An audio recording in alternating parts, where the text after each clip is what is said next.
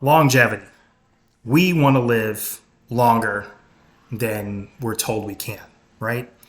I mean, we can go anytime, but as we get older, it becomes more prevalent in how our body breaks down, and we're always trying to. At some point, I see the difference between someone who is in their 30s, in their 40s or 50s, and how urgent it can be for their family, kids, to not only lose weight, lose body fat, retain muscle, build muscle for longevity's sake. And that's what this is about. I work with folks in different age brackets. I don't have a niche where I'm like, oh, I'm going to work with 30-year-old professionals that are, that are men. And no, you're men and women in their 30s, 40s, 50s, 60s, 70s, 80s want to lose body fat, want to lose the midsection. I am a niche person on losing fat, retaining muscle, gaining muscle. I know there's a lot of niches, but really, longevity, that's what we're going to focus on. So today, what I'd love for everyone to do that is watching this, please hit that like button and subscribe. I greatly appreciate it. I always wanted to cut that in there, but man, is the channel doing great. I mean, I think it's doing great. I mean, I'm having a great time, and I am meeting a lot of great new people. So keep the comments coming, and I appreciate you. But longevity, I'm going to sit here today. I'm not going to stand too much because I have a couple stories here that are built in, and I'm going to try to keep this under 15 minutes. But stay with me to the end because this is important. These are some notes you can take down because I've been privileged of working with different age brackets. And I can tell you the difference, that the joy that I get in all of them, especially folks that are in their 70s and 80s. It's just a different conversation, right? It's a different feel it's like there's this sense of gratitude that I have that almost brings a tear to my eye when I'm working with somebody who's 83 and they're just driving a car. It's just completely in a realm of like, oh my goodness, what did they do? Right? What did they do to maintain this? And they're just the happiest people, right? So here's the thing. Here, for me, I'm 51 years old, and I've prided myself on, especially the last 20 years, of really documenting not only myself, but seeing what works out there in the real world constantly with nutrition and a combination of workouts and as I gotten older is how I can incorporate a solid evergreen program system into other people's lives that really should become part of who you are if you want to live longer for your family, for your children, for your grandchildren, for your friends, for people that absolutely love and care about you, including yourself. So what are some of the things that I really focus on? When you lose all the fat around your waist that you want, right? That you're like, let's say it's 15, 20% body fat that you're at and you're fine, right? Whatever that percentage is, you're good, you're got your maintenance, in order to get there, there's some of the things you can do inside here as well. But number one is you have to weight train. You have to. You just flat out have to. You have to find a way, whether it's your body using body resistance, your body as resistance mechanism for that home workout, which I have available, can help you out tremendously until you want to go to the gym. Because I have a lot of folks that don't want to go to the gym right away, but have a workout system for at home for 6 weeks. Do this, just body weights, maybe one kettlebell, some bands, but the point is building strength is one of the key proponents of longevity. Once or twice, at least twice a week.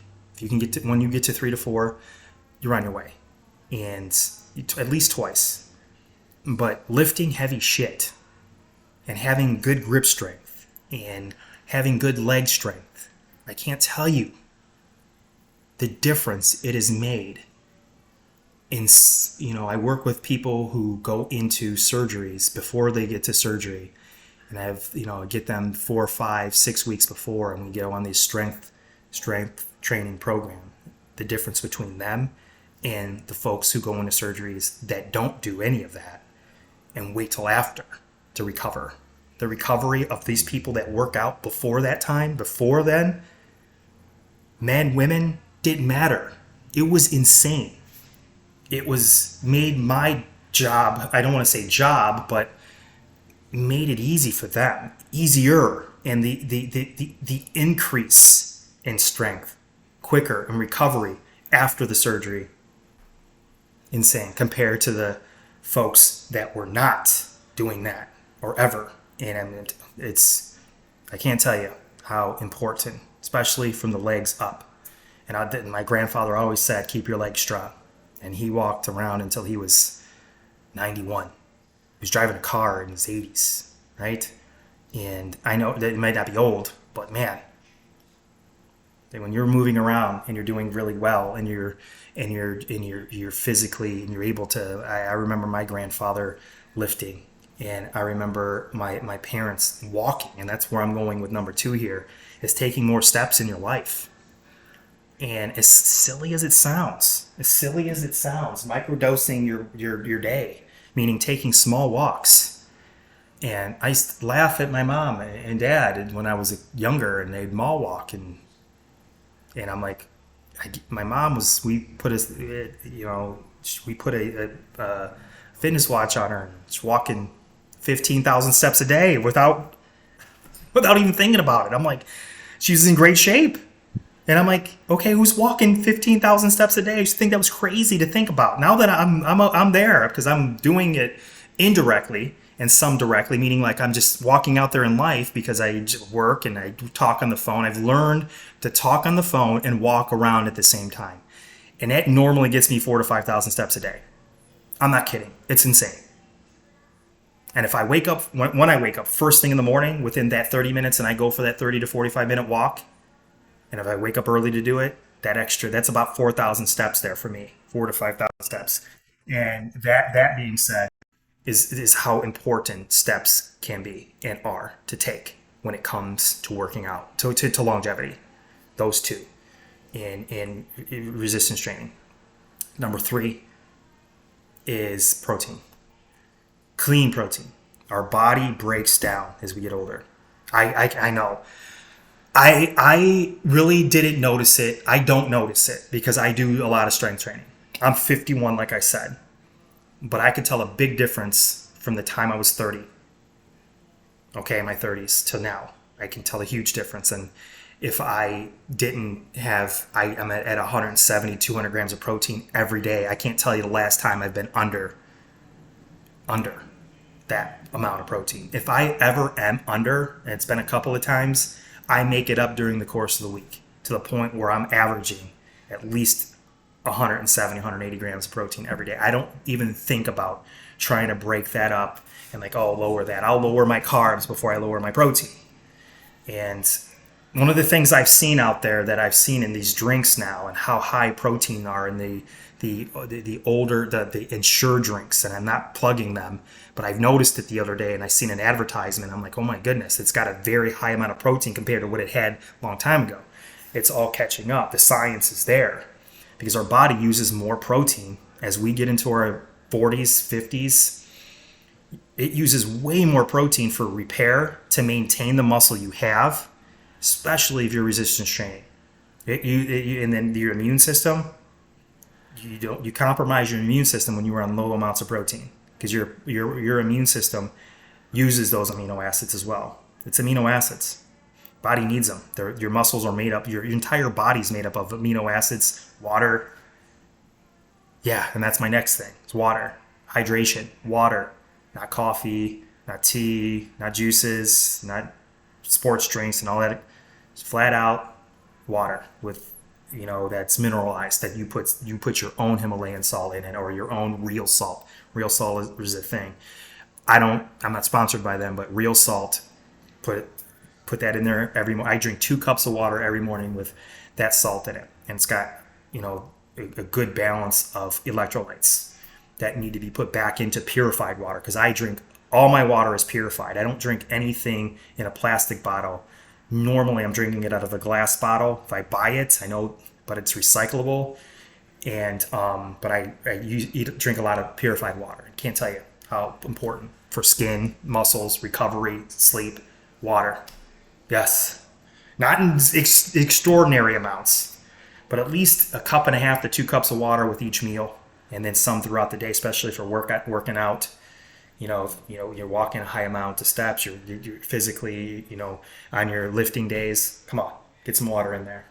Helps metabolize everything in your body, of course.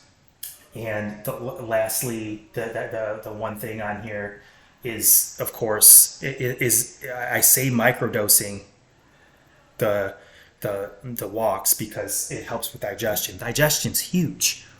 Is huge. More so the prebiotics than probiotics. Our body doesn't make prebiotics.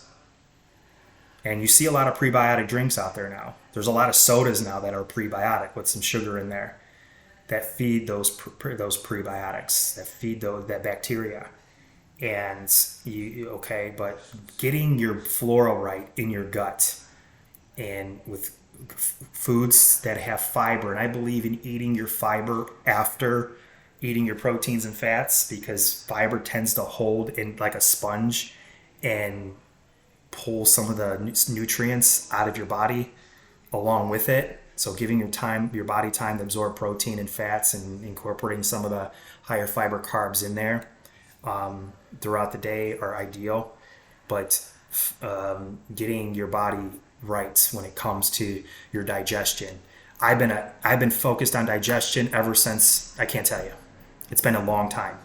And again, all of these things that I see, they are the biggest proponents of the simple things you can do for longevity. Not just simple, but start incorporating them in your life.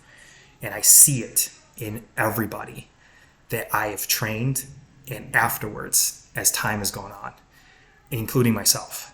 I am a big guinea pig on a lot of things I've done. I mean, I've taken I've taken everything that is related to health and seen the differences, not only in my physical attributes, physical ability to do things, but my ability to maintain muscle. And I take all my clients along for that ride. And it's not just a ride. It's like, okay, it's a way of life. It's a way of doing things that you're just not going to learn when you're at the doctor's office getting a prescription for something. You're just not. So there you go. That's 13 minutes of your life taken. I'm sorry, but watch it again. It'll be another good 13 minutes because these are real things. These are real things you can do to add years onto your life. And we care about you. We love you. Seriously. Get it done. Do it. If you need some help, you know where I'm at. Comment Coach. I'll reach out. I'll send you this questionnaire that will blow your mind. Yeah. Later.